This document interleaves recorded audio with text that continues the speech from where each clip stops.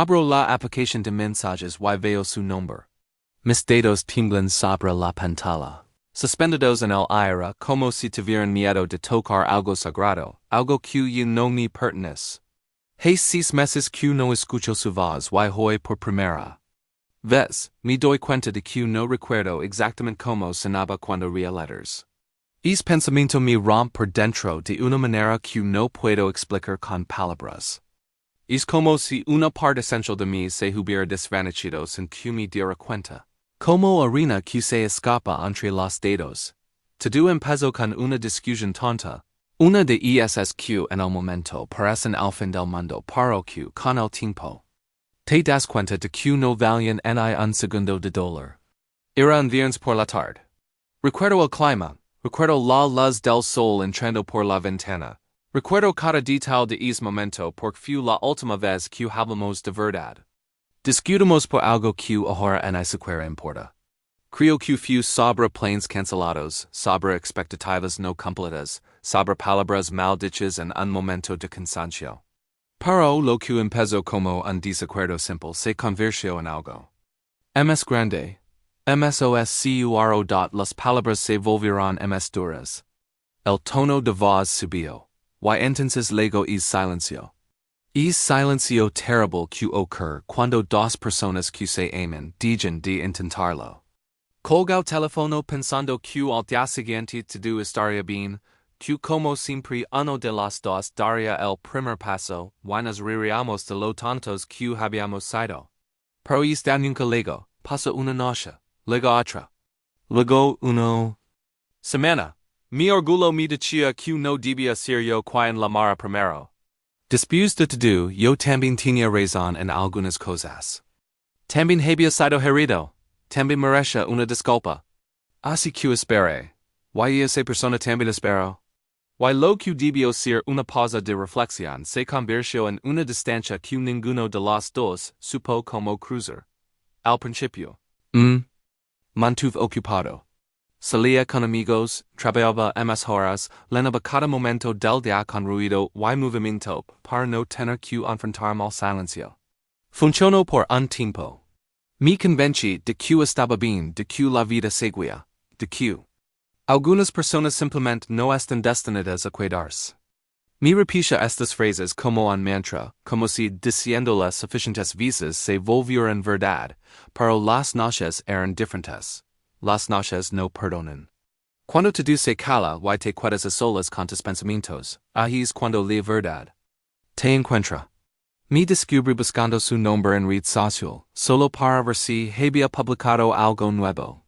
No escribía, no reaccionaba, solo miraba desde la distancia como un fantasma que observa una vida que ya no puede tocar. A veces veía una foto y me preguntaba si estaba feliz, si me extrañaba aunque fuera un poco, si pensaba en mí de la misma manera en que yo no podía dejar de pensar en esa persona. Una noche. Hace aproximadamente 3 meses, hace algo que ahora me avergüenza admitir, pero que en ese momento se sintió como la única forma de mantenerme cuerdo. Bajo hasta los mensajes antiguos, hasta esos audios que nunca había leídos, borrado. Presioné play en uno de ellos y escuché su voz llenando mi habitación. Hablaba de algo cotidiano, tal vez de lo que había comido ese día o de algo gracioso que había visto en la calle. No importaba el contenido. Lo que importaba era esa risa al final, es tono cálido que hacía que todo pareciera mejor. Lori esa noche. Lori como no había logrado en mucho tiempo. Porque me di cuenta de que había estado intentando olvidar algo que nunca quise perder. Estaba tratando de convencerme de que estaba mejor solo, cuando la verdad es que me sentía incompleto.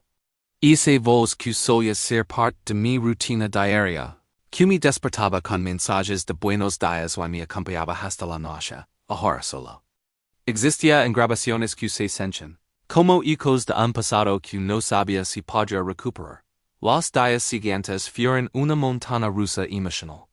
Había momentos en los que estaba bien, en los que genuinamente creía que estaba cenando.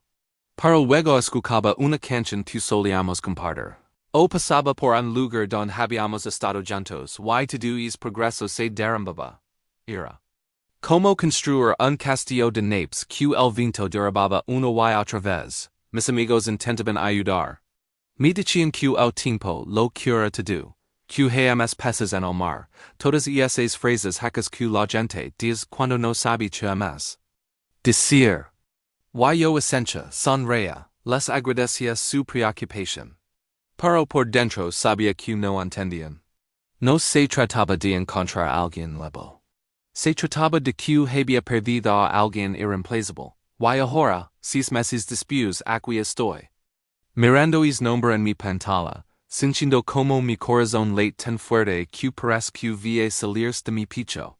He ensayado 1000 veces que le diría si tuviera la oportunidad. He imaginado conversations completas en mi mente, he practicado disculpas, he preparado explications. Pero nada de eso importa ahora porque me enfrento a una verdad que me atera.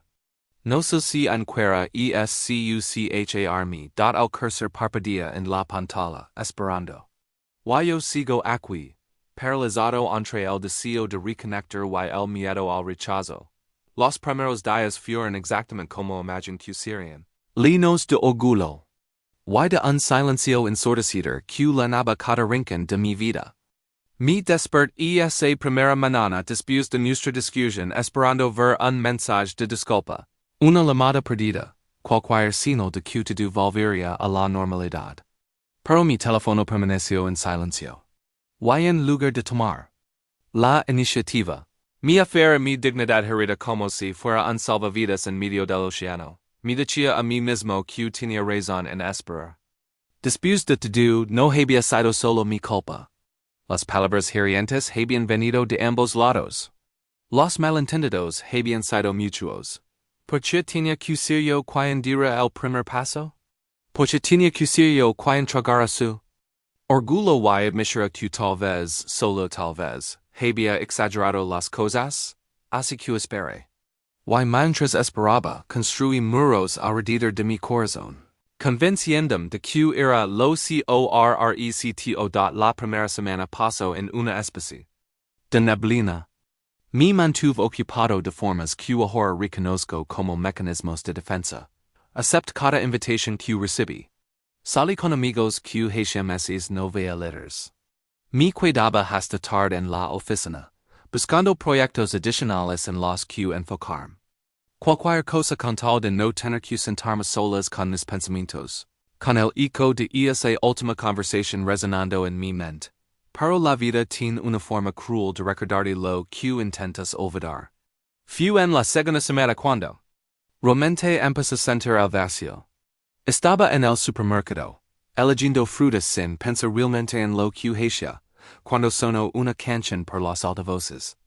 Era una de esas canciones que habíamos escuchado juntos veces que se había convertido en nuestra, sin que ninguno de los dos lo dijera en voz alta. Me quedé paralizado en medio del pasillo, con una manzana en la mano, sintiendo como se me cerraba la garganta. Dije el corrido a mí mismo y salí de la tienda. No podía respirar, no podía pensar. Solo podía sentir esa ausencia como un aguillero en mi pecho que no sabía cómo linear. Conduje casa en silencio, sin música. Porque de repente todas las canciones me recordaban a esa persona. Todas las melodías levaban recuerdos que había estado intentando enarrar. Las semanas se convirtieron en un mes, y luego en dos. Y con cada día que pasaba, el orgullo que me había sostenido empezó a sentirse menos como fuerza y más como una carga pesada que arrastraba a todos lados. Mis amigos comenzaron a notar que algo andaba mal.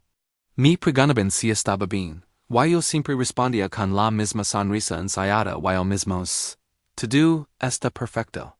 Pero sabía que no les estaba engañando.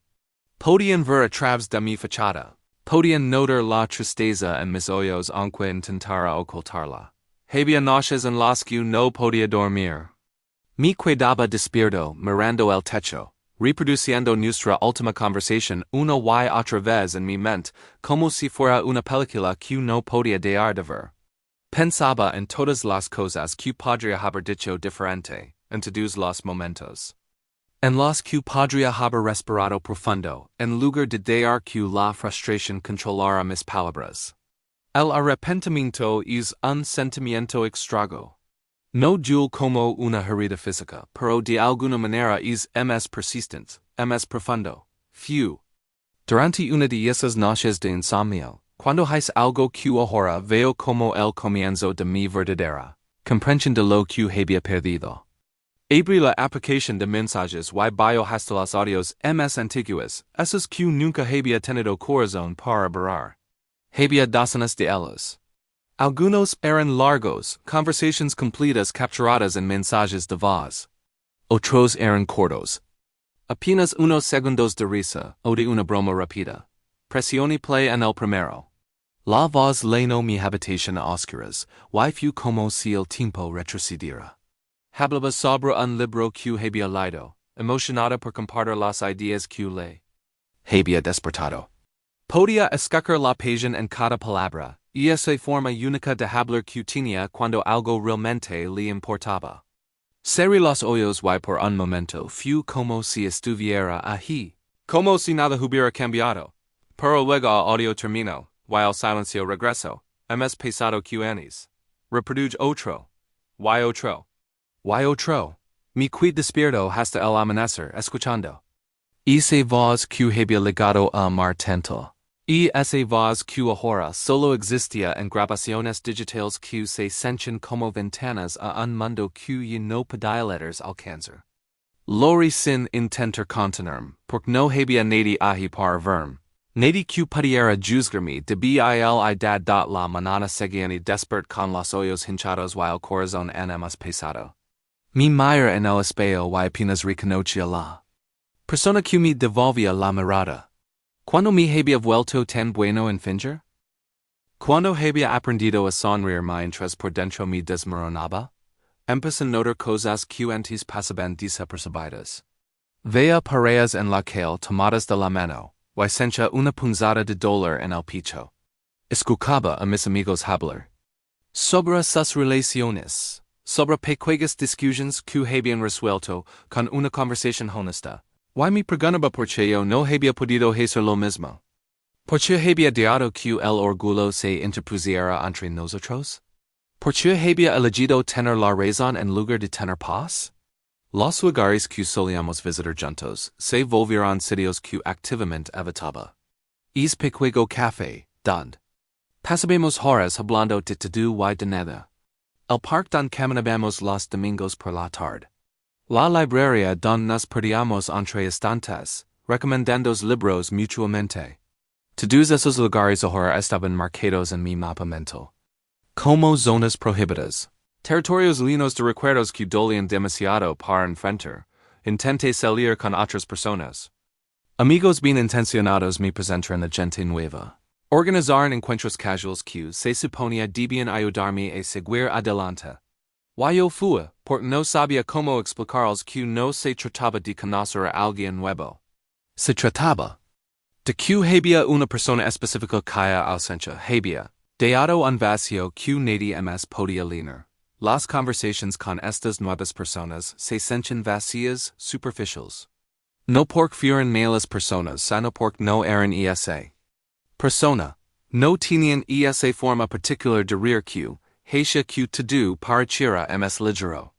No entendía mis referencias sin que tuviera que explicarlas. No había esa conexión instantánea.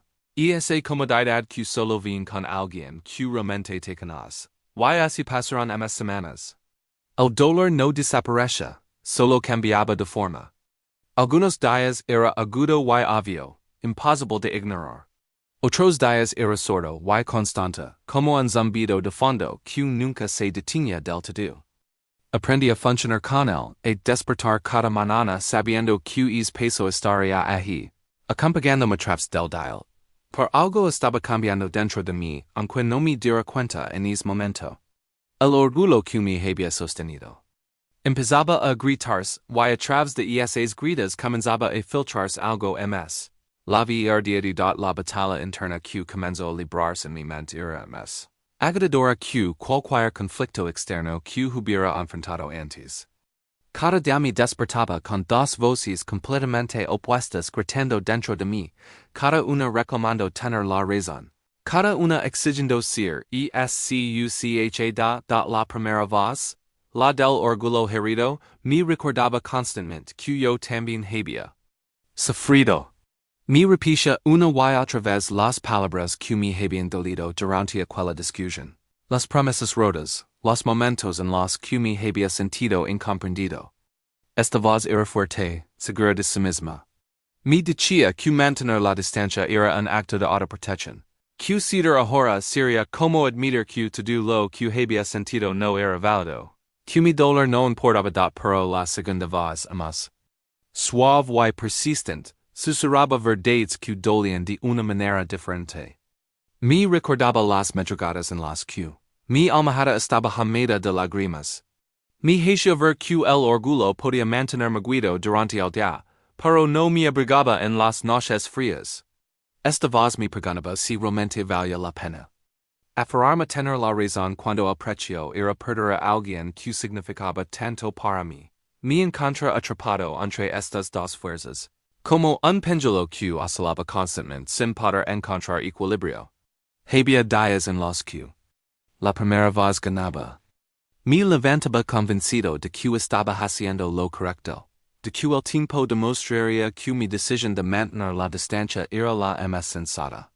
Me decía a mí mismo que si esa persona realmente me importaba, sería ella quien daría el primer paso. Después de todo, yo también merecía que alguien luchara por mí, ¿no es así? Pero luego llegaba la noche, y con ella, la segunda voz se volvía imposible de ignorar. Me quedaba despierto, preguntándome qué pasaría si nunca volvía a escuchar esa voz. ¿Y si el tiempo no sonaba nada sino que simplemente criba a más distancia? ¿Y si esperaba tanto que cuando finalmente estuviera listo para dar el primer paso, ya fuera demasiado tarde? El miedo empezó a transformarse en algo más tangible, más real. No era solo el miedo abstracto a estar solo. Era el miedo específico. A despertar en da y darme cuenta de que había dejado ir a la persona correcta por las razones equivocadas. Era el terror de imaginar un futuro en el que mirara atrás y viera este momento como el punto donde se rompió definitivamente. Mi obstinación destruyó algo hermoso que podría haber salvado. Comencé a observar a las parejas en la calle con una mezcla de envidia y tristeza que me avergonzaba admitir. Veía a dos personas caminando juntas, rindo por algo que solo ellos entendían, y sentía una punzada aguda en el pecho. No era solo que extrañar tener a alguien a mi lado. Extrañaba a esa persona específica. Extrañaba la forma en que entendía mis silencios, la manera en que podía hacerme reír incluso en mis peores días. Y esa sensación de estar en casa que solo experimentaba cuando estábamos juntos, intenté llenar el vacío de todas las formas posibles. Me inscribí en un gimnasio y empecé a entrenar con una intensidad que rayaba en la obsesión. Pensé que el agotamiento físico me ayudaría a dormir mejor, que si cansaba mi cuerpo lo suficiente, mi mente no tendría energía para divagar hacia esos pensamientos dolorosos. Funcionó por algunos días, pero luego mi mente encontró la forma de pensar en esa persona, incluso mientras corría en la cinta o levantaba pesas. Retomé hobbies que había abandonado. Volví a tocar la guitarra que había estado juntando polvo en un rincón de mi habitación. Pero incluso la música se volvió en mi contra. Cada canción que intentaba tocar me recordaba a momentos compartidos. Cada acorde lavaba el eco de recuerdos que no podía silenciar. Mis amigos notaban el cambio. Ya no era solo que estuviera más calado o distraído. Era algo más profundo. Había perdido esa chispa que me caracterizaba, y esa energía que solía levar a cada reunión. Me convertí en alguien que estaba físicamente presente, pero emocionalmente ausente. Sonriendo en los momentos apropiados, pero sin sentir realmente la alegría detrás de esas sonrisas. Una tarde, un amigo cercano me confrontó. Estábamos tomando café cuando de repente dejó su taza sobre la mesa y me miró directamente a los ojos. ¿Hasta cuándo vas a seguir castigándote? ni pregunto. Sus palabras me tomaron por sorpresa. Intenté desviar la conversación. Hey sir. Una broma, cambiar de tema, pero él insistió. Todos podemos ver que no estás bien. Why todos sabemos por qué. La pregunta es, ¿qué vas a hacer al respecto? Y esa noche no pude dormir. Las palabras de mi amigo resonaban en mi mente como un eco que no podía silenciar. ¿Me estaba castigando? ¿Era eso lo que estaba haciendo? Siempre había pensado que estaba protegiendo mi dignidad, defendiendo mis sentimientos, manteniendo firme en mis principios. Pero tal vez había una línea delgada entre defender tus límites y construir presiones emocionales. Empecé a cuestionar todo. ¿Qué es importante? ¿Tener la razón o ser feliz? ¿Qué valía es? Mi orgullo o la posibilidad de recuperar algo que claramente significaba tanto para mí? Estas preguntas me atormentaban porque no tenían respuestas fáciles. No era una cuestión de blanco o negro, de correcto o incorrecto.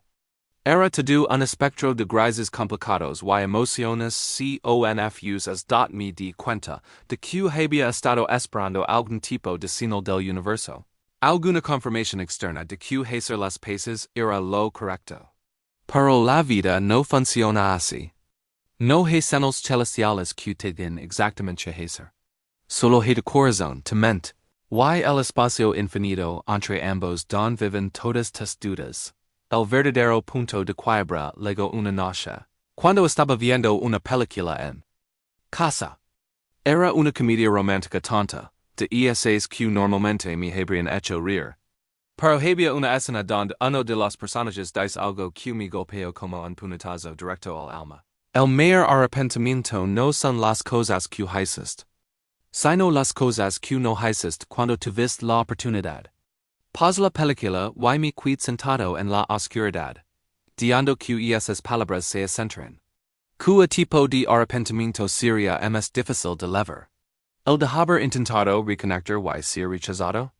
¿O el de nunca haberlo intentado? ¿Y pasar el resto de mi vida preguntándome qué hubiera pasado si hubiera sido lo suficientemente valiente? Por primera vez en meses, la respuesta me pareció clara, el rechazo dolería sí. Pero viviría con él. Aprendería de él. Seguiría adelante eventualmente. Pero el arrepentimiento de no haber intentado, ese arrepentimiento se quedaría conmigo para siempre. Creciendo con cada año que pasara, convirtiéndose en una pregunta sin respuesta que me perseguiría hasta el final de mis días. Mirar mi teléfono. Es objeto que había revisado obsesivamente durante meses esperando un mensaje que nunca llegaba. Y me pregunto, ¿cuánto tiempo iba a seguir esperando que alguien tomara la decisión que yo no tenía el valor de tomar? El miedo seguía tan real y presente como siempre. Pero algo había cambiado. Ya no era solo miedo al rechazo. Ahora era también miedo a desperdiciar algo precioso por pura cobardía. Disfrazada de orgullo, hoy despert con una sensación extraña en el pecho. Una especie de inquietud que no podía nombrar, pero que sabía que necesitaba atender. No tenía planes específicos, era un sábado mes, pero algo dentro de mí me empujaba a salir de casa. Sin pensarlo demasiado, me vestí y conduje sin rumbo fijo, dejando que mis pensamientos vagaran tanto como el coche por las calles de la ciudad. No fue una sorpresa cuando me encontré estacionando frente a ese café. Nuestro café. El lugar donde habíamos pasado incontables tardes hablando de todo y de nada, donde habíamos compartido secretos y sueños, donde habíamos construido recuerdos que ahora levaba como cicatrices invisibles. Había evitado ese lugar durante meses, como si fuera una zona de peligro, marcada en rojo en mi mapa mental. Pero hoy, por alguna razón, sentía que tenía que estar aquí, entre con el corazón latiendo fuerte. El lugar no había cambiado nada. La misma decoración acogedora, el mismo aroma a café recién hecho mezclado con el olor dulce de la repostería, la misma música suave sonando de fondo. Era como entrar en una cápsula del tiempo, un lugar donde el pasado y el presente se encontraban de una manera que era tanto dolorosa como reconfortante. Me acerco al mostrador y pedí lo de siempre. La barista mi sonrió sin reconocerme. Y me alegro que fuera así. No tenía energía para explications o conversations incómodas. Tomé mi café y casi por instinto, caminé nuestra mesa. Y esa mesa junto a la ventana don la luz de la tarde criba patrones dorados sobre la madera. Nuestra mesa. Me senté en la misma silla don siempre me sentaba, diando veja la silla de enfrente. La que solía ocupar esa persona que ahora solo existía en mi vida como un fantasma que me visitaba en sueños y en momentos de debilidad. Mir por la ventana, observando a la gente pasar, cada uno inmerso en su propio mundo, sus propias preocupaciones, completamente ajenos al momento de profunda comprensión que estaba a punto de tener. Tomé un sorbo de mi café. Sabía exactamente. Igual que siempre, pero de alguna manera sabía diferente porque ya no lo compartía con nadie. Y fue en ese momento, sentado en esa silla familiar en ese lugar lleno de recuerdos, cuando finalmente lo entendí. Realmente lo entendí. No se trataba de quien había tenido la razón en aquella discusión hace 6 meses. No se trataba de quien había dicho las palabras más hirientes o quien había sido un turco. No se trataba de levar un registro de agravios o de esperar a que la otra persona admitiera su culpa primero. Todo eso, todo ese equipage pesado que había estado cargando durante tanto tiempo, de repente parece insignificante comparado con la verdad más grande que había estado. Ignorandio la verdad era simple, casi dolorosamente simple. La vida es demasiado corta para desperdiciarla en silencios que duelen. Es demasiado corta para permitir que el orgullo se interponga entre nosotros y las personas que amamos. Es demasiado corta para dejar que una discusión tonta, un malentendido, un momento de ira, destruya algo que tomó tanto tiempo construir. Mir. Alrededor del café, y las otras personas sentadas en sus mesas. Una pareja de ancianos compartiendo un póster, sonriendo con esa complicidad que solo viene de décadas juntos. Un grupo de amigos rindo tan fuerte que otros clientes los miraban. Pero sin importarlos. Una madre con su hijo pequeño, limpiando pacientemente la cara manchada de chocolate. Toda esta gente, viviendo sus vidas, conectando unos con otros, sin dejar que el orgullo o el miedo los separaran de lo que importaba. Y ahí estaba yo, sentado solo en una mesa para dos, aferrándome a mi razón, a mi dolor, a mi orgullo herido. ¿De qué me había servido? ¿Me había hecho más feliz? ¿Me había traído paz? La respuesta era tan clara que casi me hizo reír de lo tonto que había sido. Sac mi teléfono y abrí nuestra conversación. Los últimos mensajes databan de hace 6 meses. Palabras cortantes, frustración capturada en texto, un final abrupto.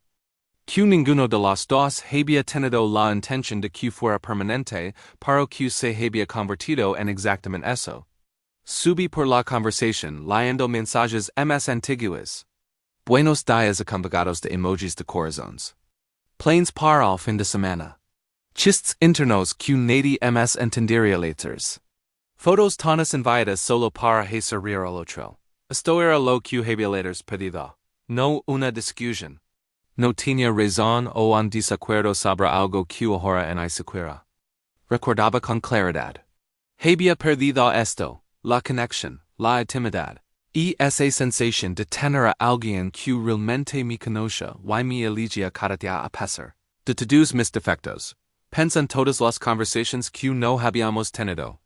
En estos 6 meses. Todas las cosas que había querido compartir, pero que guard para mí porque la persona con quien quería compartirlos ya no estaba disponible. Los logros pequeños en el trabajo que hubiera celebrado conmigo. Las películas que había visto. Y que sabía que la habrían encantado. Los momentos difíciles don su consejo y apoyo. Habrían hecho toda la diferencia me di cuenta de que había estado buscando reemplazar algo irreemplazable. Había intentado llenar un vacío con forma específica con cualquier cosa que pudiera encontrar. Cuando la verdad era que solo una cosa cabía en ese espacio. Y esa persona, y esa conexión, y esa relación única que habíamos construido juntos. El amor verdadero. Comprendí sentado allí con mi café enfriendos, no se trata de perfección. No se trata de nunca discutir o de siempre estar de acuerdo. No se trata de mantener un registro de quien razón y quien se equivoca. El amor verdadero se trata de elegir quedarse incluso cuando es difícil. Se trata de ser lo suficientemente valiente para admitir cuando te equivocas y lo suficientemente humilde para perdonar cuando te hire en dot. Se trata de reconocer que ninguna relación sobrevive sin esfuerzo, sin comunicación. Hay en la disposición de ambas partes de poner la relación por encima del ego individual. Y yo había falado en eso. Había elegido mi orgullo sobre nuestra conexión. Había elegido tener razón sobre ser feliz. Había elegido el silencio sobre la vulnerabilidad de admitir que cometí errores. Mirar la silvencia frente a mí y, por primera vez en meses, pude visualizar claramente lo que quería letters. No quería seguir cenando solo en cafés, fingiendo que estaba bien. No quería seguir escuchando viejos mensajes de voz como si fueran reliquias de un tiempo que nunca volvería. No quería que el orgullo escribiera el final de esta historia. Quería tener conversations sin filtro nuevamente. Quería compartir esas risas espontáneas que hacían que mi estómago doliera. Quería esa conexión que no había podido encontrar con nadie más porque no se trataba de encontrar a alguien. Se trataba de encontrar el camino de vuelta a esa persona específica que había dejado ir. Termin mi café. Ahora frío, pero no me importa. Me quedé sentado allí unos minutos más, dejando que esta nueva claridad se asentara en mí. Por primera vez en 6 meses, sentí algo parecido a la esperanza. No la certeza de que todo saldría bien, sino la certeza de que tenía que intentarlo. Que merecía intentarlo. Que ambos merecemos una segunda oportunidad. Para hacerlo me levanté de la mesa con una determinación que no había sentido en mucho tiempo. El miedo seguía allí, presente como siempre, pero ya no era paralizante. Ahora era solo parte del proceso, parte de lo que significaba arriesgarse, ser vulnerable. Elegir el amor sobre el orgullo. Salí del café con el teléfono en la mano. Sintiendo como pasaba más de lo habitual. Como si llevara en él no solo tecnología sino todo el peso de 6 meses de silencio, arrepentimiento, y palabras no dichas.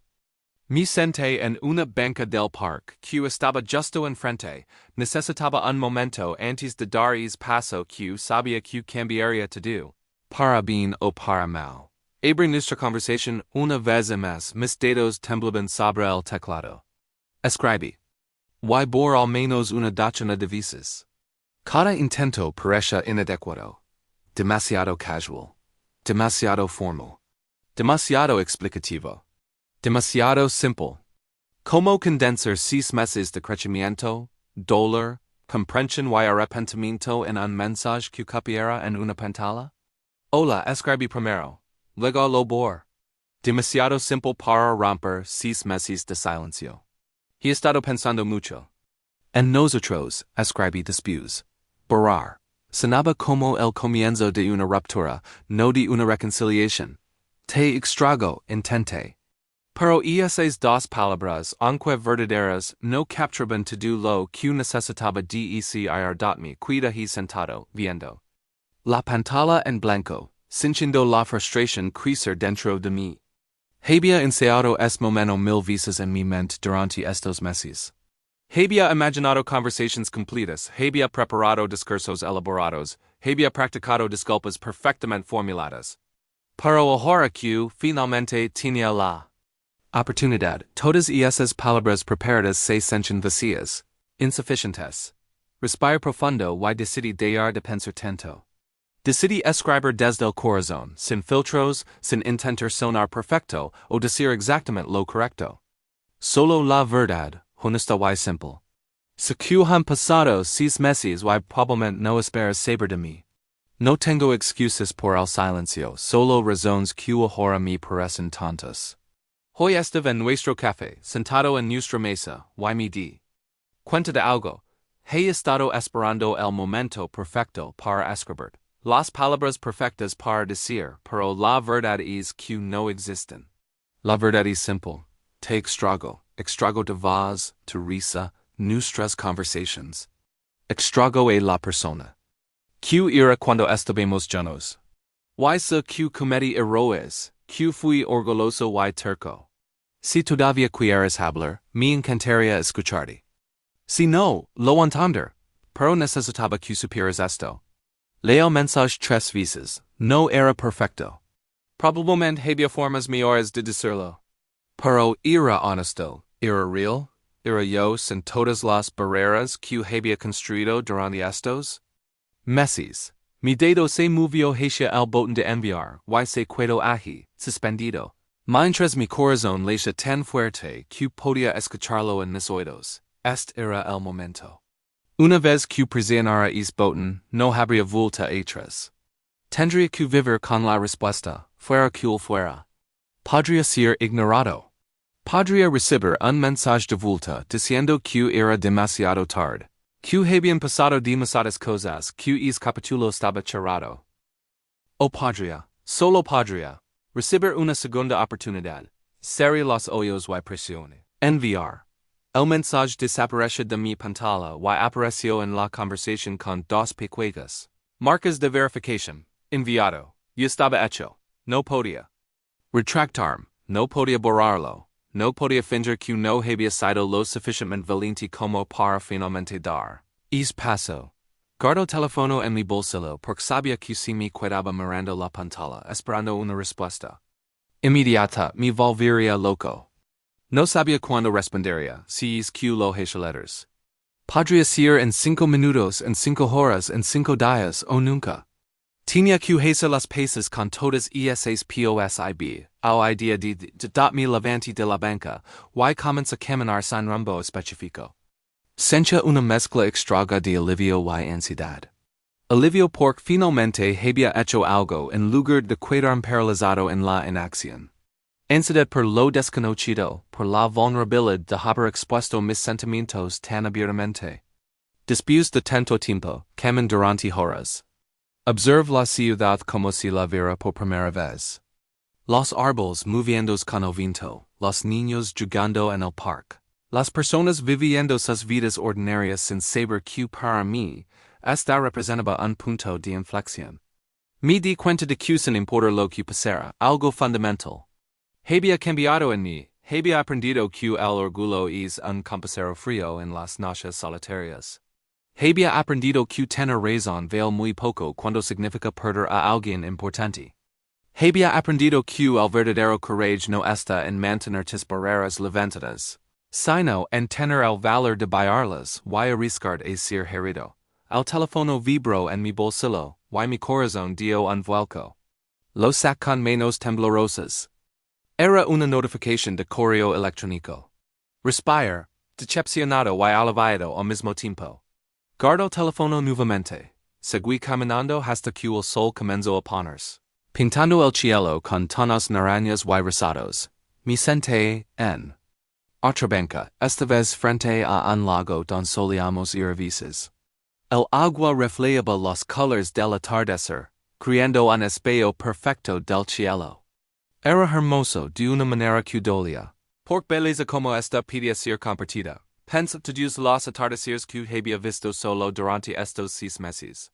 Todos los momentos hermosos que había experimentado en soledad porque había sido demasiado orgulloso para tender la mano. Todos los días que había desperdiciado esperando que alguien más diera el primer paso, cuando yo podría haberlo dado en cualquier momento. No importaba lo que pasara ahora. Me dije a mí mismo, no importaba si recibía una respuesta o no. Lo importante era que había aprendido algo valioso. Había aprendido que vivir con el arrepentimiento de no haber intentado era mucho peor que vivir con el rechazo de haberlo intentado y fallado. El teléfono vibró de nuevo. Esta vez mi mano se movió más lentamente para alcanzarlo. Prepare mi corazón para cualquier cosa. Lo sac, mirar la pantalla, y allí estaba un mensaje de esa persona. Mi respiración se detuvo. También he pensado en ti. Me alegra saber de ti. Y esas simples palabras, apenas una línea en la pantalla, hicieron que todo dentro de mí se relajara. No era una garantia de que tu volvería a ser como antes. No era una promesa de que no habría más dificultades por delante. Pero era una puerta entreabierta. Era una posibilidad. Era una oportunidad. Respondí de inmediato, esta vez sin dudas en segundas reflexiones. ¿Podemos hablar? Tal vez tomar un café? La respuesta luego hemos repetido esta vez. ¿Me gustaría eso, mañana? Mañana sería perfecto, escribí. Y esta vez las lágrimas que corrieron por mi rostro no eran de tristeza sino de alivio. De esperanza, de gratitud. No sabía que pasaría mañana. No sabía si podríamos reparar todo lo que se había roto. No sabía si lograríamos reconstruir la confianza y la conexión que habíamos tenido. Pero sabía que iba a intentarlo. Sabía que esta vez elegiría la comunicación sobre el silencio, la vulnerabilidad sobre el orgullo, el amor sobre tener razón. Mientras caminaba de regreso a casa vio las primeras estrellas de la noche. Me di cuenta de que había aprendido. La lección más importante de todas, que algunas voces no pueden ser reemplazadas, y algunos silencios nunca deberían haber existido. Había aprendido que el verdadero valor está en reconocer cuando te equivocas y tener el courage de hacer algo al respecto. Si que fuera el resultado de nuestra conversación de mañana, al menos podría dormir y no sabiendo que fui valiente. Sabiendo que elegí el amor por encima del orgullo. Sabiendo que el paso que había estado temiendo dar durante 6 meses largos. Y eso, de por sí, era una victoria. Porque al final del día, prefería vivir con la posibilidad del rechazo que con la certeza del arrepentimiento. Prefería arriesgar mi corazón que protegerlo tan que olvidara como amar. Prefería intentar. Y posiblemente fallar que nunca intentarlo, y vivir siempre con el que hubiera pasado si. Y esa noche, por primera vez en 6 meses, dormí en paz.